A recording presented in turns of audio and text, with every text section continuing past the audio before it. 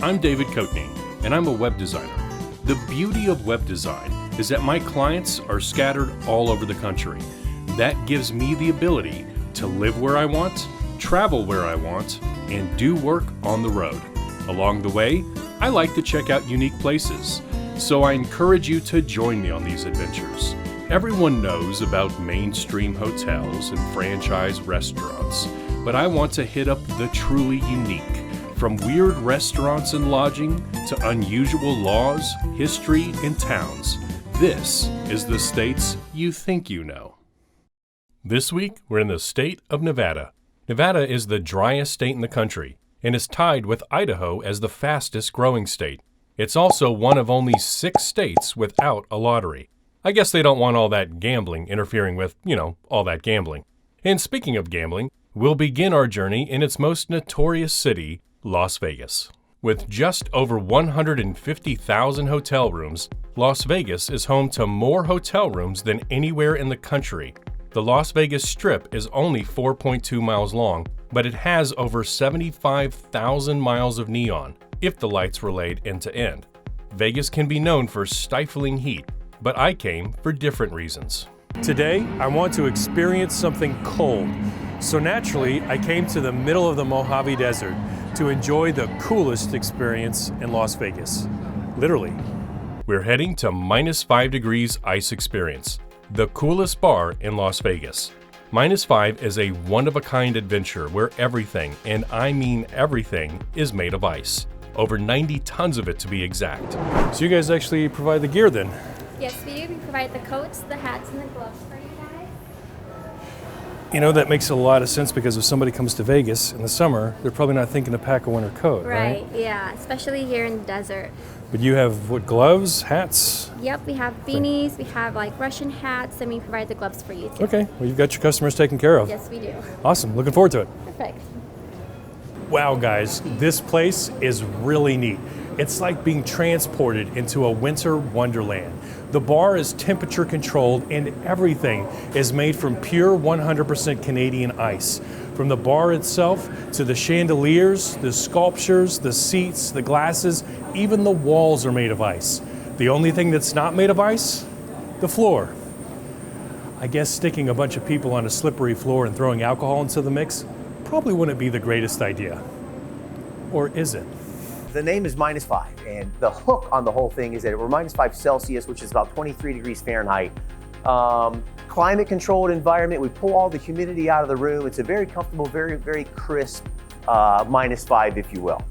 We're looking at 1,200 square feet. It took a team of 10 ice sculptors, 10 days to put it together, and literally we have some of the best guys in the world that come here to Vegas to do this for us. The inspiration is why not put an ice bar in the middle of the Mojave Desert? Who else is going to do that, right? It's kind of a crazy idea, and we thought to ourselves, we can do any number of things in ice, and if we can dream it, those sculptors could build it. So the inspiration was to do something completely unlike anything else. So what do you guys have? What do you recommend? I recommend the frosted berries, Okay. or if you like rum, the icy banana. Bourbon is also good, our old fashioned. You know what? I'm an old-fashioned guy. I like bourbon. Let's go with the old-fashioned. Perfect. Awesome. Now, they actually recommend that you hold the glass with both hands, thank you, because after all, the glass itself is made of ice. Now, one of the most frustrating things for beer drinkers is that by the time you get to the bottom of the glass, your beer's warmer, right? Not a problem here. In fact, it's the only place where your drink actually gets colder the more you drink it. That is very refreshing. There's something very special and unique about drinking out of an ice glass. It's kind of hard to put into words. Now, I've heard you guys have a $10,000 martini. What is that? Yes, we do. You actually do have to order it 48 hours in advance. It's the perfect way to propose, and it includes an engagement ring. Okay, so people have actually done that. They've actually proposed at the ice bar and had a ring in the glass. Anything you can dream, we can do. That is a pretty unique way to propose. We offer a number of packages, basically try to have something for everybody. Our basic entry will put you in a regular coat or a parka, if you will. We do provide the gloves, and from there it goes up. If you'd like to do the fur coats, we have some very nice fur coats. We do the animal hats, the faux fur hats. We've got cocktail packages you can choose from, digital photo packages, and quite a number of things. You know, the feedback is just that wow factor. People come in here, it brings the child out in the adult, if you will. They have a couple of cocktails. You know, they look around and go, oh my gosh, here I am in the middle of the Mojave, once again encompassed by all this ice. So we often hear it was the highlight of their trip. Well, guys, it's been fun chilling here in Vegas. Have an ice day. Every state has strange laws still on the books, things that make us scratch our heads. They're rarely enforced, but still entertaining. These are the strange laws of Nevada. It is illegal to drive a camel on the highway. Now, camels were actually brought into Nevada as a method of transportation in the late 1800s. So that's why the law was passed. It's just funny that it's still in the books. Oh, no jackpot. It's still technically legal to hang someone for shooting your dog on your property. Now, that's what's called desert justice. By the way, I really wouldn't recommend trying this one. I don't see the whole, well, it's still technically on the books defense working much in your favor. It is illegal to pawn dentures in Las Vegas. I'm guessing this is something that has been attempted before. I can't imagine going to a pawn shop for dentures, but I guess what happens in Vegas stays in Vegas applies to senior citizens too.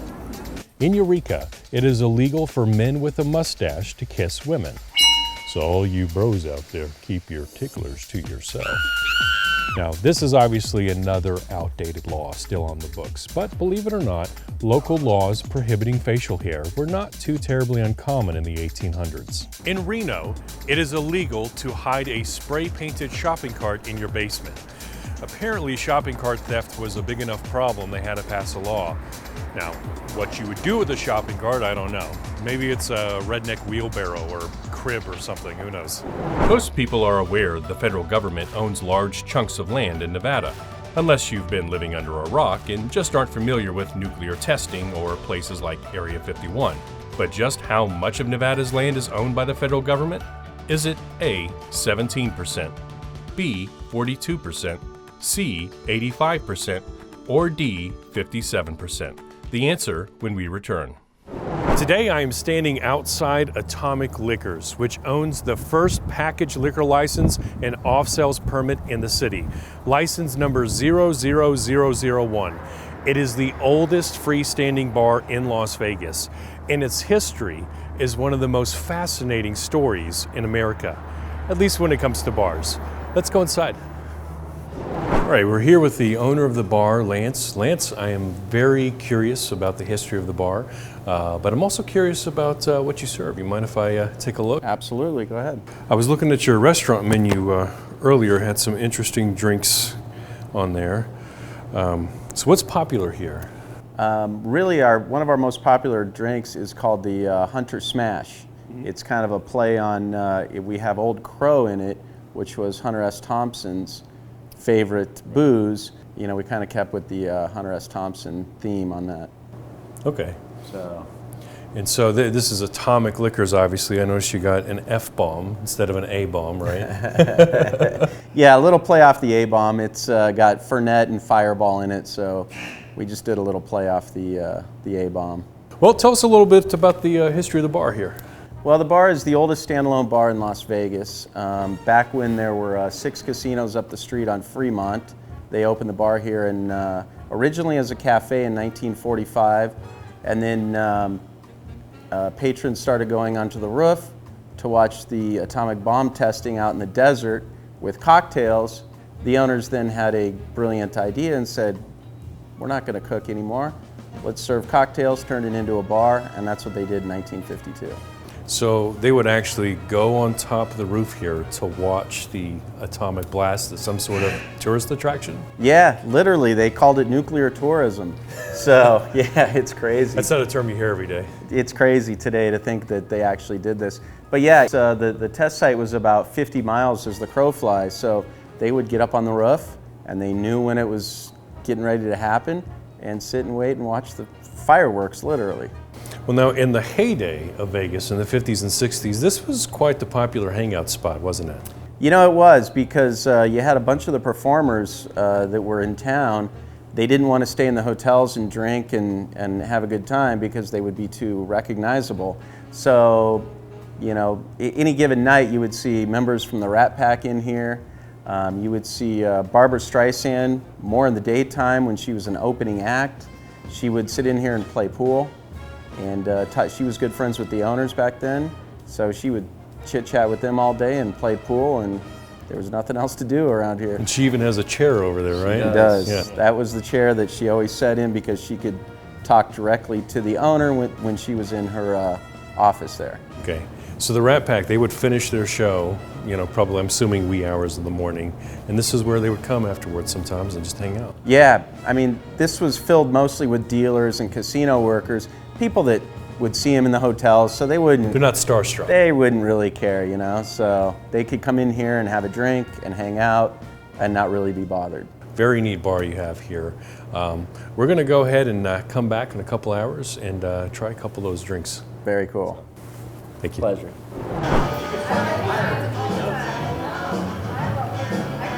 Ooh, it's got a zing.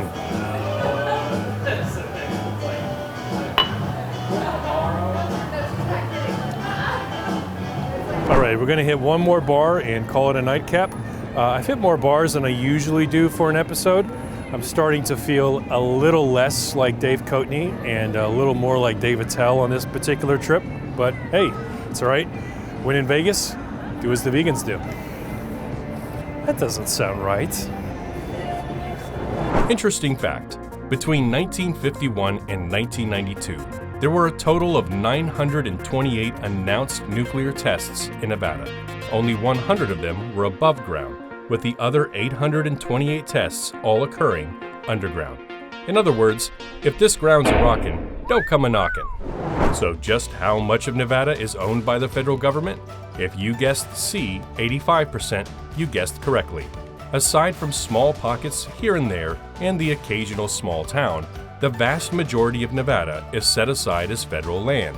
Now, what they're doing with all that land, well, I'll leave that up to the conspiracy theorists. My focus is on playtime. Ever since we were kids, we dreamed of operating heavy machinery. We would take our Tonka trucks out to the sandbox and build things. Well, one tourist attraction allows adults to act like kids in a supersized sandbox. Dig This is billed as the world's first ever heavy equipment playground and provides the general public the opportunity to get behind the wheel. Dig This was the brainchild of Ed Mumm, a New Zealand native with a brief background in construction and a long history as a business entrepreneur. Well, it's a really funny story how Ed Mumm, who's the owner, came up with the idea here at Dig This. He made a deal with a contractor that was going to build his house, and he's going to do all the foundation work and stuff like that. So he rented some equipment, you know, he's into it, 3 days or so. And he goes into the house with his wife, and she takes a look at him and goes, "Man, what's wrong with you? You gotta get that smile off your face there, you know, to get a plastic surgeon to get that smile off your face." And he goes, "I got an idea." And that's how he came up with it. And here we are 14 years later, you know, and a pretty good idea he came up with. We have 4 excavators, like this 315 excavators. We have 2 D5 bulldozers. They're all CAT equipment. We actually have 4 little mini excavators too for little kids. We actually have 3 and 4-year-olds going those things, which is really cool. We also have, we call them 2 mini excavators. They're like 303 excavators. They're a little smaller version. They're for like 8-year-olds and stuff like that on up. And we also have 2 skid steers. They're like the fastest machine we have there, and they're a blast too. You like crash in tires and rebuild pyramids and do a lot of digging. But you know, it doesn't matter what machine you pick out here, they're all blast. We get really awesome feedback. I mean, people, they come out here and they say it's like the funnest thing they've ever done. You know, they've been to Vegas, you know, like, I don't know, 20 times in their life, and they come out here and like, hey, that's like the best thing I've ever done, that kind of thing. And we're like #1 at I think it's 300 items to do out here outdoors in Las Vegas on TripAdvisor. So we kind of pride ourselves in our customer service. You know, like you drive down the highway and you see machines, you know, all the time like that, and always like, oh, I wish I could drive one of those machines like that, you know, and you come out here and you're actually full control of the heavy equipment out here. Now also we have group sessions where you can have, any amount of people you want to bring out here. And we've done up to 121 times. That was the most we've ever done. That took us a few days to go through that. But also we have like a dig and destroy where you actually go shoot machine guns and that kind of stuff, and we'll take you there, and you know, and they'll take you back to your hotel. We got like a shuttle service with that. We do birthday parties, especially now with the smaller machines. We can really cater to kids. And like I said, we do group events. And like I said, we kind of accommodate to anybody they want. They can set up if they want to do meetings and stuff beforehand. And you know, a lot of times we get like big corporations. Any kind of event you can think of, we've done out here pretty much. All right, Dave, we've got a breathalyzer for you here, man. Okay, now wait till it counts down. Okay, take a deep breath. and blow into the straw, and it takes 5 seconds once you start blowing. And the best way to do it is just go in and out, like you're blowing a balloon up or something like that. And you hear like a double beep when you're done. Okay. Once you start, it takes like 5 seconds. Right. Keep going. Perfect. All right, David, welcome to Dig This. My name is Brian. I'll be your instructor here today, so that makes you the destructor, okay? Now, before we get started, we have a couple safety issues to go through over here, okay? Now, you're gonna met Ed Mom, so I'm gonna show the video for you. Well, looks like there's a new way to get dirty in Vegas. I'm about to hop in a Caterpillar 313 CL hydraulic excavator for 20 tons of fun. I'm pretty excited. Let's go.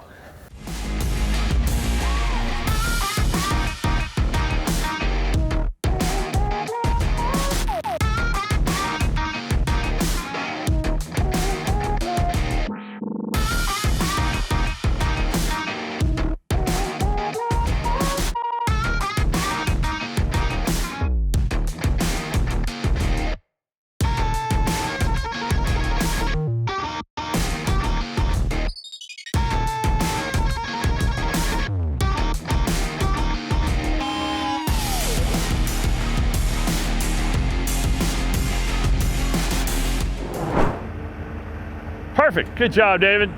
How was that, man? All right, put your parking brake on for me. All right, good job, man. All right.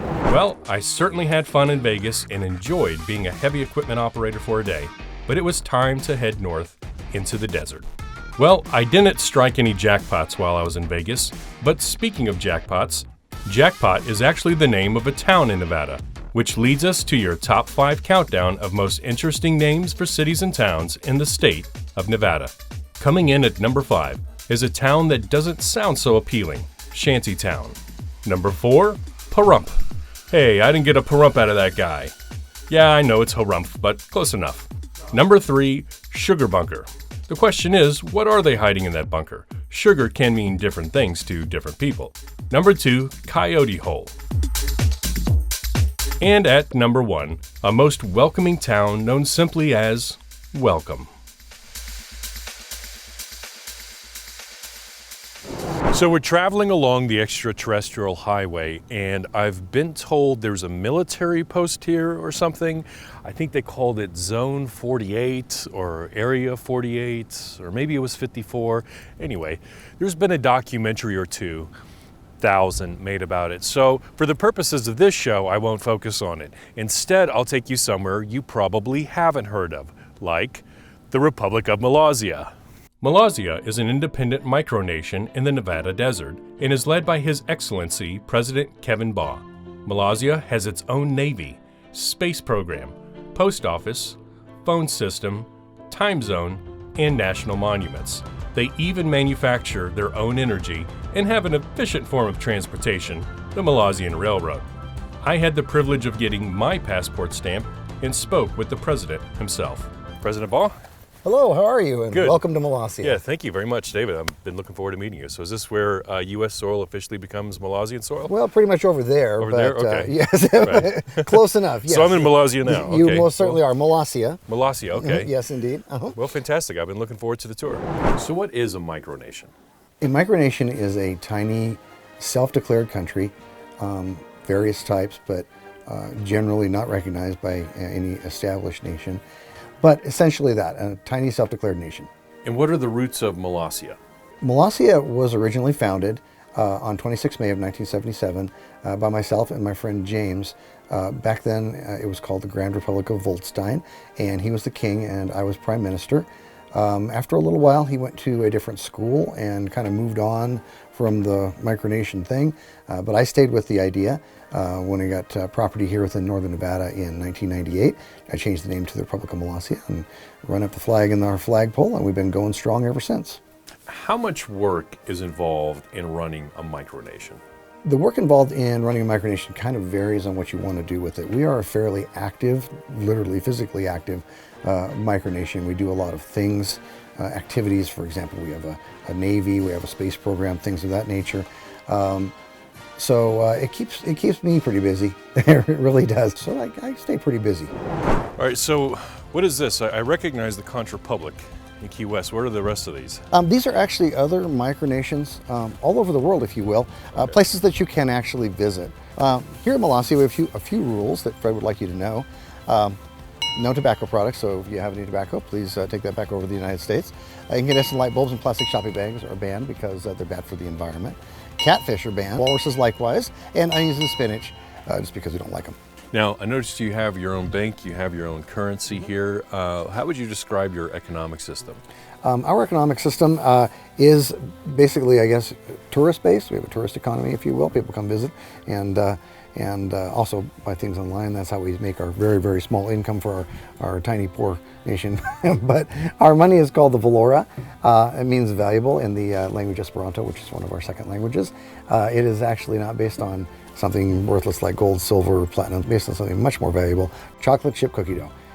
Yes, we are on the chocolate chip cookie dough standard here in Molossia. Absolutely. Right. And what is the rate of exchange? It's about 80 cents to 80 US cents for one Valora. Okay. So if I come back to visit, I should bring plenty of cookie dough. You most certainly can do Leave the that. spinach at home. Yeah, please leave the spinach at home. So have you ever been to war with any other countries? Actually, we've been involved in, I think, 3 wars. We had a war with a nation called Mustachistan that claimed our territory within its territory. Did you say Mustachistan? Mustachistan, Okay. yes, that's right, absolutely. And of course, we are currently at war with the nation of East Germany. Say what? So do you maintain diplomatic relations with any other countries? Actually, we only maintain informal relations with other micronations. When it comes to micronations, we have very friendly but very informal relations with those folks. We interact back and forth a little bit, but we don't like exchange ambassadors or anything like that. What's your relationship with the United States? Do you pay taxes? We do, but we call it foreign aid. Foreign aid. Yes. Make it rain, yo, that's what's up. Is that Muammar al-Gaddafi? No. So I see you have your own transportation system right here. Where are we now? We are in Norton Park. This is sort of the garden spot of Molossia, and the centerpiece of Norton Park is the Molossia Railroad. We'll be having that come around here in just a little bit. It's sort of a small-scale railroad, but I guess sort of the highlight of visiting this tiny piece of green in our Molossian desert. So I'm assuming the office of president is a lifetime position, or will you pass the torch someday? I anticipate being the president of Molossia for at least as long as I possibly can be. At some point, the First Lady is my designated successor, and then beyond her, our Chief Constable is her designated successor, if you will. But for now, definitely a lifetime position. Now, normally for this series, I like to focus on locations in the US, but this spot was just too fun to resist. So the next time you're in Reno, be sure to stop by and pay a visit to Molossia. Just leave the walruses and onions behind. And remember, when in Molossia, do as the Molossians do. Well, it looks like that wraps up another week and another adventure. From the bustling lights of Vegas to some of the most remote places on Earth. If Nevada can be summed up in one word, it's distinctive. For those that venture into this great desert, one thing is for certain. You won't run out of things to do, and the experience will be one you won't soon forget. As for me, I'm heading to Arizona now. So stay tuned for the next episode of The States You Think You Know.